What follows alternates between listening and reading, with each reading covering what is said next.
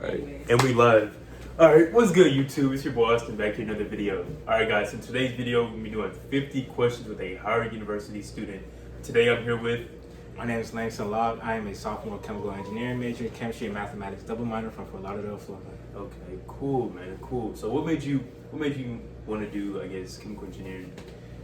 Really, I wanted to get into biomedical engineering, and I found this to be a segue into that field for graduate school. So I wanted to do chemical engineering and work my way up to biomed. And what about biomedical engineering that like interests you? Really, I'm mainly interested in tissue engineering. I'm really interested in building synthetic tissue. So I saw chemical engineering as a way that kind of deals with that too. So I'll be exposed to synthetic tissue while also building upon that once I get into graduate school. Okay, cool. So if like you did a summer internship, right? Yes, sir. Where was that at? I was at the University of Pennsylvania. I was doing breast cancer research. Okay. So what did that entail in terms of like with your engineering background? How did that help, or was it kind of like more wet lab stuff? It was a lot more wet lab stuff, but it really exposed me to research. I haven't done research before, so that being my first introduction to research, and it's also something that I'm also passionate about as well, cancer research. I got you. It was just something I really wanted to do, and hopefully I could really dive into that field later too as well. I got you. So with you saying that's your first research experience, like what did you like and dislike about it, and what do you feel like you learned from that experience? I'll say what I like the most. I definitely love the faculty there at the University of Pennsylvania. They're very helpful. The thing I like the least though, it was a little bit of a culture shock for me. I'm not gonna lie, but it was. No way. It was just different. Coming from back home, I was constantly surrounded by black people or people of color. Right. And at the University of Pennsylvania, there's not many people of color, not many minorities, period. So I was constantly like surrounded by my white counterparts, and they were cool, but it was just something I had to get used to. And while it wasn't necessarily an issue, it was something that, like I said, it came with time. Right. Was it like a sense of like, you know what I'm saying, like at least for me, in my internship, being around majority white people, I felt like a pressure to perform, and especially being from Howard, did you feel like an extra weight to like do better than your other lab people? Yes, absolutely.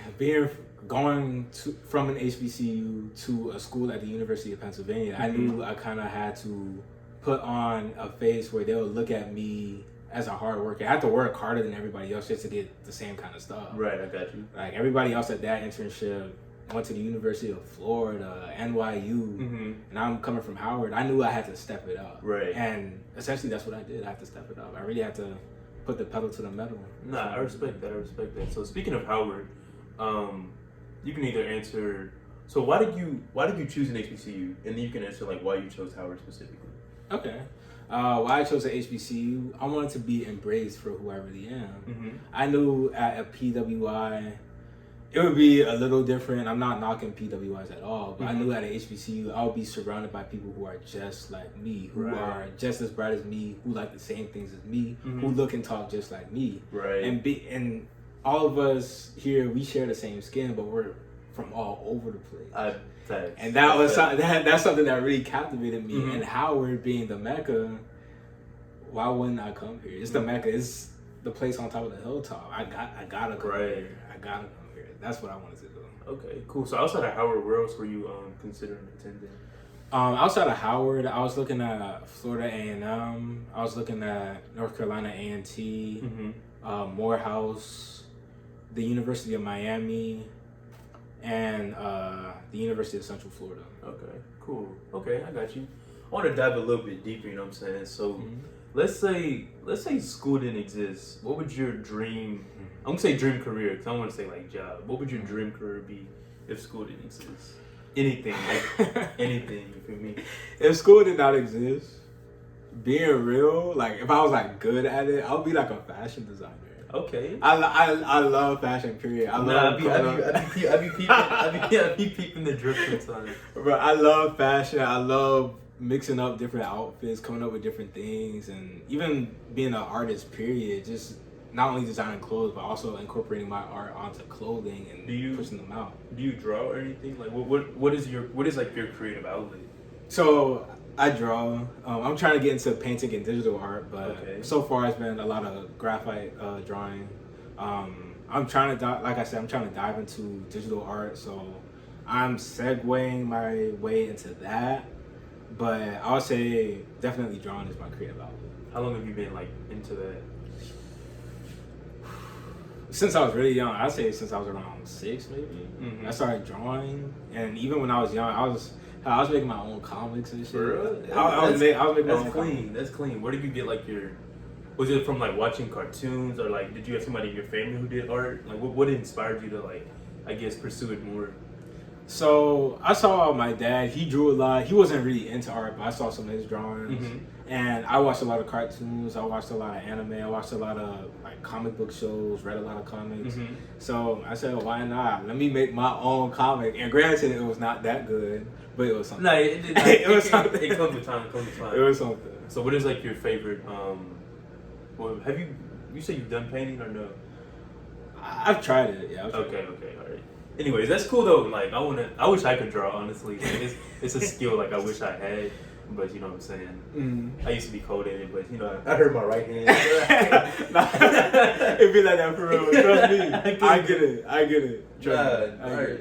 Like leading on, like kind of like as in my other question, if you could master any skill or skills, what would it be? If I could master any skill, honestly, I kind of want to get into coding. Coding? Computer science and coding, period.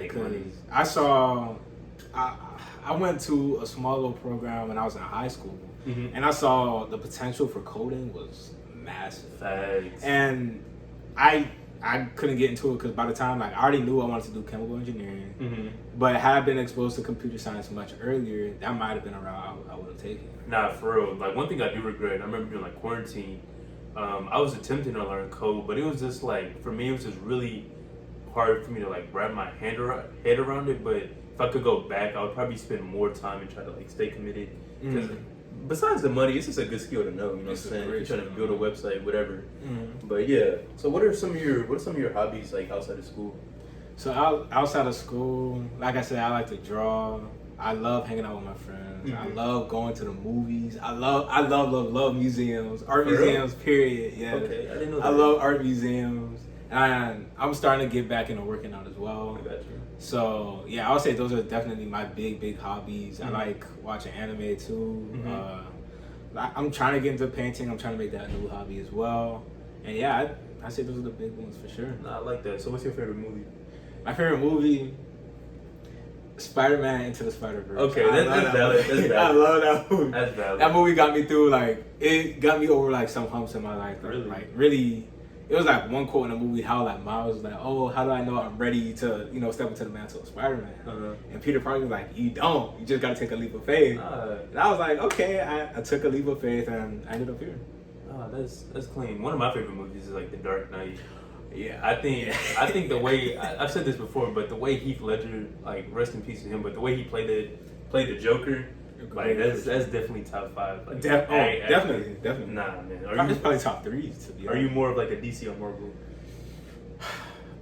If we're talking about the shows, all right, I guess it'll be Marvel now, but previously to like 2 years ago, I would say DC. DC?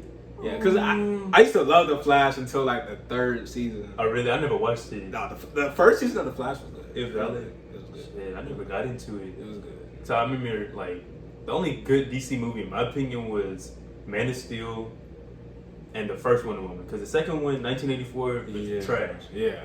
Okay, yeah, if we're talking about movies, then definitely Marvel. Okay. If we're talking about shows prior to like 2-3 years ago, I'll give it to DC. But now it's Marvel all the way. Nah, I respect it.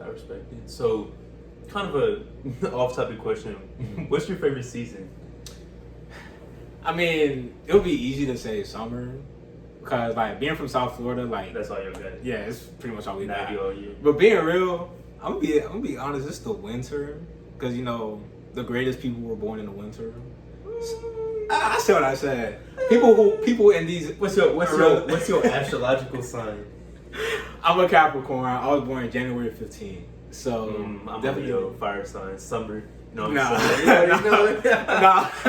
Y'all got that, but Winter is up there too. Is that when your fashion, your outfits be popping out? Oh yeah. That's when the gym. Yeah, I got a ton of hoodies for that. So like fall, winter, hoodies out. Bro, winter that's the bummy outfits. Sweatpants. But summer, you feel me? I work out, so that's me. That's when the fits be. You feel me? Cause I'm a shirt type dude. Some nice little sneakers. Keep it chill. That's how I be moving. It's an undefeated combo. Yeah, for real. It's an undefeated combo. Got you, man. Yeah, for sure. So what are you involved in on campus? Like outside of, I know you say your hobbies, but like what clubs and organizations are you in? So the biggest orgs I'm involved in, off the top of my head, I'm involved in the Howard Math Club. Mm-hmm. I'm also involved in the National Society for Black Engineers. I'm actually having a lot of fun with that, and I'm actually volunteering with them for Nesby Junior. Okay. And that's pretty much tutoring middle school kids and pretty much algebra, geometry, algebra 2 kind of math. Got you. And lastly, I'm in Oregon campus, the Men of George Washington Carver Incorporated. And that's like a very big community service org. We're doing a lot of community service, and we're having a few events on campus. So I'll say those are the big 3 that I'm involved in right now. Do you think being involved in like some of these orgs has like helped your transition from like, I know we were virtual at first year, but do you think now being on campus in these orgs has helped your transition, like easing into college? Yeah, definitely. Especially since I got introduced to these clubs during my freshman year, and like you said, we were virtual. When I finally came to campus, I already knew some people. Right. So it was easy to transition to them. I was able to get to know them, and then I also got to know the people around them. So my social circle just kept expanding. So yeah, I'll definitely say that definitely helped out with this intro to college. Yeah, I got you. Yeah, definitely for sure. Like for anybody watching this video, like definitely try to get involved on campus, because college it's a great experience, but if you really don't have a strong social circle, people you can go places with, it's gonna be a little bit harder, and your experience may be a little bit dull than other people who have, like Langston has a decent social circle for like to do things like that. But next question, man. What was the last book or that you read or are currently reading, like outside of like class? The last book? It can be comic, like anything, you know what I'm saying? The last book I could think of off the top of my head was The Alchemist. And that was a little while ago. It was sometime during the summer, and somebody just told me to read it, so I checked it out. It was honestly a pretty good book. I liked it. Yeah, okay. What kind of genre do you typically like to read? So, funny enough, I like horror fiction. One of the books I loved the most was I think it was like Dr. Jekyll and Mr. Hyde, something like that. And it was honestly a pretty good book. I also love like books that kind of, while they're not religious books, they kind of bring religion into them. So it's not necessarily a book, but Dante's Inferno was something I've heard of that. Yeah, my literature teacher assigned that to me when I was a senior, and while like some of the concepts of it were like outdated for sure, it was still a pretty interesting read to see like how he expanded on pretty much kind of Christianity pretty much. He kind of just expanded upon it like a little bit more, and I was honestly captivated. I love like religious texts too. Like I love that kind of stuff. What about it like draws you? What about the religious text like draws you to it? Because I'll say when I was a kid, I always thought like religion was pretty black and white. Like I always knew like, oh, don't say this, don't do that, or always look like this, don't look like that, this and that, whatever. But once I got into some of these other fiction novels that brought religion in them, it opened my eyes to a whole new take of religion. And I was like, okay, so for example, Dante's Inferno, like there's 9 different levels to the Inferno. I'm thinking it's just one. So I was just like, okay, like I guess I'll check it out. Right. And even though it was assigned to me, it was still a pretty good read. Nah, I like that. So speaking of books, you know what I'm saying? Books have chapters, you feel me? So if you could give this chapter of your life a title, what would it be? Ooh, that's a great question. Dang. I guess I'll call this the preseason, pretty much. Okay. Last year, it was all virtual. I'm calling that the off season. Okay, shout out to J. Cole, you feel me? Yeah, this the preseason. Okay, this it right here. So why would you call it the preseason? Because really, like, you know, it is just my first semester here. The ball is just rolling. It just started to roll. Like last year, Like, we were all virtual. You could be like a part of clubs and organizations virtually, but it's not the same as being on campus, interacting with different people in person. So I'll definitely say this is definitely a preseason because this will dictate how the rest of college will go.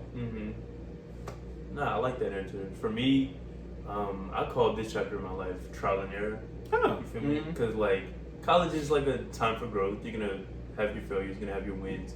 But at the end of the day, man, you just gotta learn from it and just keep it pushing. Because if you dwell on those small mistakes, even big mistakes, if you dwell on those and don't like continue to be in the present and constantly focus on the past, you're not really gonna have as much growth as you need. So I would call this era I'll call this chapter of my life trial and error. So I really appreciate that answer. The preseason. I could resonate with that too. You know what I'm saying? I really appreciate that. So we're gonna close it out with this question, man. What do you want your legacy to be? I want to be known as a good person.